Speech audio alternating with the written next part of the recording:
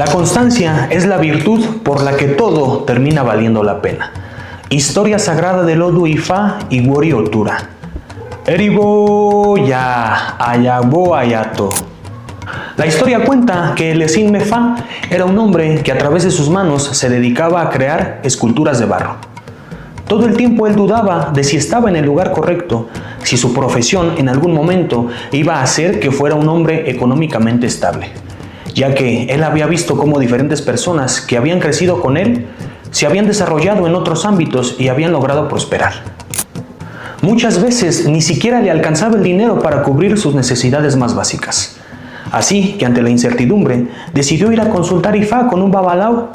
El Lodu revelado para él en su adivinación fue Wori Otura, y su babalao recitó el siguiente verso.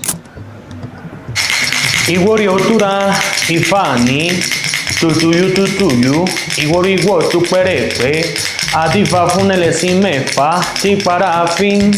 Eboni ose, osi beboni beorubo, erofa, golpe cocina, irebo guagua de tutuyu,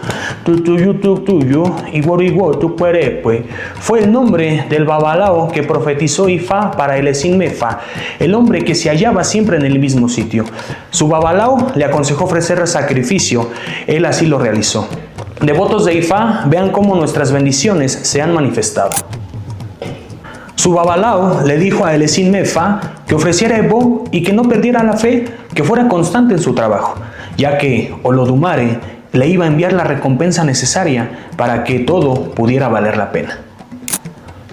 Así que él escuchó los consejos y decidió ofrecer ebo.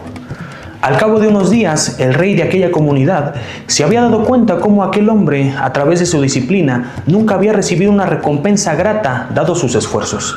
Así que decidió bendecirlo, comprándole piezas a un precio muy elevado.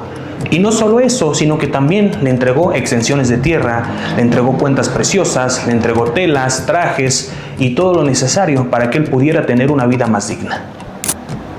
El Esin Mefá se dio cuenta de que las palabras de Ifá nunca se equivocan. Él agradeció a su babalao y su babalao agradeció a Olodumare, haciéndonos recordar que no hay meta inalcanzable para aquellos que lo intentan una y otra vez. Oboato, Ashuriwere Bofun, Paurumilar.